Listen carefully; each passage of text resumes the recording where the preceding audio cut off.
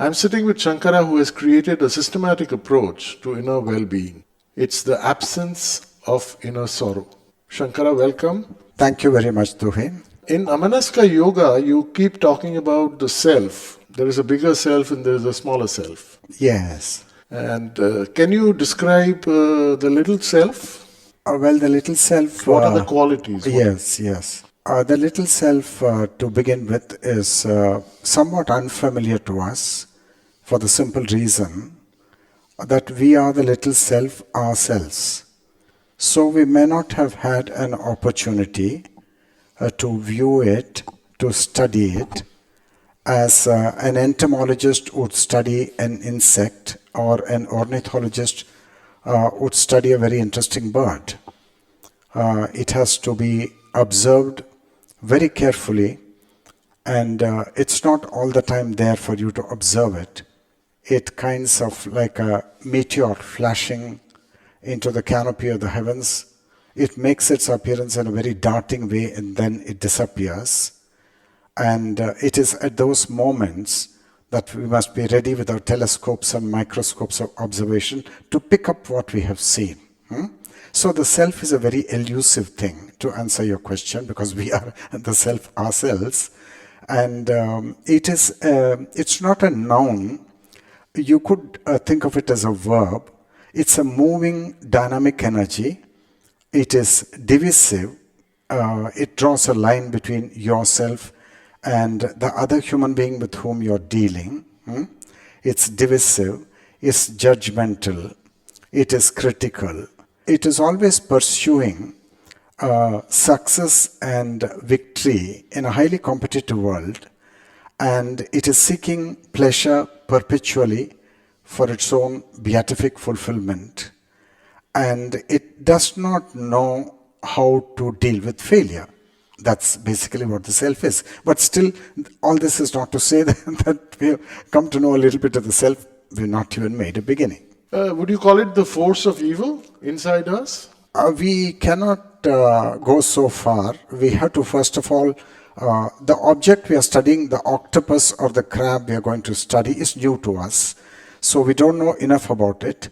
But from whatever observation I've been able to make over the last several years, I find that very often in the interpersonal drama of life, the self is looking for a villain which it can crucify in its judgmental posture. But I find that the self is itself the villain. The self is the architect of inner suffering, and it creates that suffering inevitably in its pursuit of success, pursuit of pleasure. And both are inevitable. The self cannot but pursue success. The self cannot but pursue pleasure. So to tell the self, don't pursue pleasure, don't pursue success, would be an absurd thing, because that's what the self probably is there to do. And so by observing the movement of the self, we probably have to learn that the self has got a dichotomic nature, very paradoxically. On the one hand, without it, life will not be creative. Without it, there is no dream and aspiration in life, and there is no joy in life, there is no fulfillment in life. At the same time, in the process of weaving the dream, and in the process of bequeathing to ourselves this fulfillment, and this joy, a creative joy in every act of living, it is simultaneously and unintentionally unleashing a very divisive and destructive energy. So we can go that far. And what is the connection with our ego of the self? So when we take a term like the self, and we have to be a little careful in applying new synonyms, both from the Western intellectual tradition, like from the Jungian tradition of psychology, or from ancient Hindu wisdom, where the self has got the name of Purusha in the Yoga Sutras of Patanjali, or it has the name of Jivatma in the Bhagavad Gita and in the Hindu scriptures. And what is this Jivatma, or what is this Purusha? It is a sense of individuality where there seems to be a living, moving, very alive energy which has somehow set itself apart from the rest of creation. So it's a kind of a lonely seeker.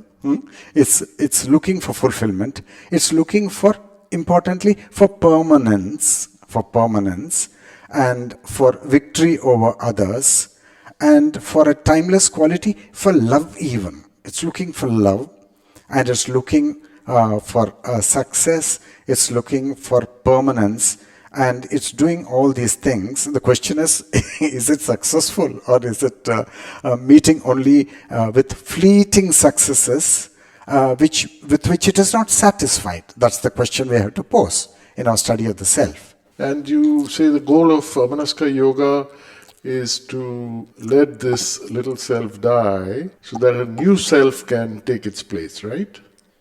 Actually, we are used to, like the older physicists before quantum mechanics, they could only think of the physical universe in terms of a Newtonian Cartesian framework, where there are particles moving along very definitive space-time trajectories, and that a particle can have position and velocity at the same time, and so on. But after the advent of quantum mechanics, the physicist's universe completely underwent a somersault, and the worldview was turned topsy-turvy. In the same way, when we go very deep into consciousness, then we find that our common sense notions don't help us to describe reality very accurately, deep down in the depths of our consciousness, in the depths of our heart and feeling. So we have to be careful with the terminology that we are developing. And the ego is certainly a word which is used in it's old world. That's what you mean. Old world. But it is not wrong. But I would say that if you let's think of a flower, a beautiful flower, lotus flower or hibiscus or whatever it is, and we just begin with the bud. And then we can't obviously mistake the bud for the flower which has fully bloomed, because the flower which has fully bloomed has certainly developed from the starting point of the bud, but it's certainly much more than the flower bud. In the same way, the ego may be applied to the genesis of the self, or some people apply the ego, they say it's a rather unfortunate feeling that you're somehow superior to everybody, and therefore you walk with your nose in the air with a lot of pride. Some people put it like that. But the self is, you can say, it is the biography of the ego, or it is an enriched meaning of the ego as it blooms fully in the very treacherous field of relationships. And that's human-to-human relationships, or all kinds of relationships, which means your relationship with money, your relationship with business, your relationship with some spiritual pursuit, not just interpersonal relationship. Does it affect that too? Of course, you have asked a very extremely profound question. The relationship between the self and the self in another human being, that's one thing. Then the relationship between the self and the object it is questing for. That object could be political power, the object could be the power of wealth, or the power of status, or even the power of understanding, which a scientist seeks. And in this whole relationship, whether it is interpersonal or in the world of science, or in the world of business, or in the world of politics, the first thing we have to notice is the self has already taken a posture, a very divisive posture, that it is completely different from the human being with which it is going to relate, and it is different from the object which it is going to seek. So, though this is understood, but we have to become more fully conscious of that divisive attitude, which is kind of woven into the relationship of the self with the whole world, both animate and inanimate. And later on we will discover that sense of division is going to bloom and play out, creating all the difficulties for the self. But it is there in a very minuscule proportion to begin with. And as the relationship develops and flowers, then you find that all is not well in that relationship, and that love can turn into hatred, as we often see in the news media. You can see in the film world, you can see in the political world. That the so-called love we are professing, we are talking about, it's nowhere near durable, and it's there today and tomorrow it vanishes. And why? Why does this happen? It happens because the self is extremely divisive. And the question for us is very difficult question. I'm giving you a very difficult answer to a very difficult question you posed to me. That is it possible for us to transcend this divisive mentality of the self? And if we did actually transcend the divisive mentality of the self, then the question arises: if we are not the self, then who are we?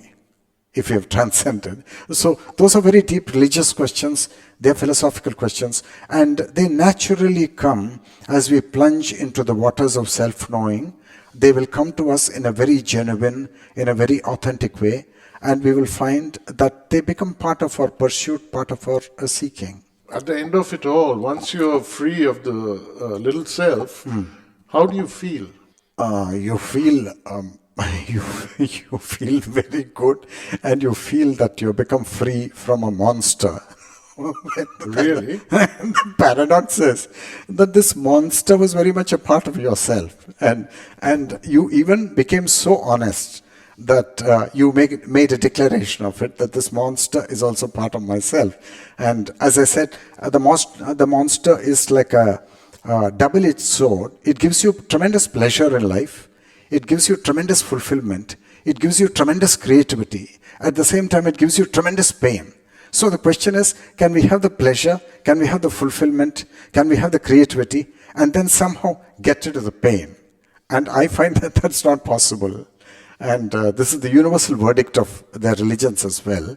And that you must dispose of lock, stock and barrel, both pleasure and pain, both the fulfillment and the failure, both of them must be dispensed with, done away with, so that you may float into another plane of life where there is a beautiful, unperturbed calmness, a plane of creativity and joy. And once you start living life from that plane, where the self is not operative, where the self is not the master, where the self is not the director of the whole show, then you find that life is really heady wine. And what about the absence of inner conflict once the self disappears? What happens to your inner conflicts? Is there hardly any inner conflict then? A conflict completely ceases because the self is the creator of conflict. Conflict arises because the self is asking something from life for its individual separative existence. It wants something. But life may not give that to the self, and that may be denied to the self. And therefore, the self goes into a conflict and asks the question, which is really the wrong question. Why did this happen to me, and why was this not given to me? And the self is not wide awake enough to perceive the universal truth, that this is the state of humanity in which the whole of humanity is living, that life is full of fulfillment and the negation of fulfillment. They come together as a dichotomic pair, and conflict certainly goes away completely. And because so long as there is conflict, though some people may argue that conflict is necessary for being creative, I don't vote for that. I say that with the complete cessation of conflict, then you come to that plane which I alluded to, the plane of tranquility and equanimity, from which life appears very different, and life appears to be a beautiful aesthetic experience and a mystery. And you don't ever feel this mystery so long as the self is alive and the master, and trying to be the master at least of all the affairs in your life. You don't sense this mystery, and tears don't come to your eyes, because the self is more like a war general wanting to win in every battle with life, because it conceives of life as a battle between itself and a positioned adversary, which it calls as the other, and so on. But when you leave all that and the whole thing that goes away, the old life, and you come into another plane where there is quietness and where there is love and intelligence, both are the same thing, and they're beaming out. And then one may even go so far as to say that life begins only from that stage onwards. You can Thank go you, so Shankara. Very interesting. Very interesting. Thank you very much. Thank you very much, Tuhin, for bringing me on board.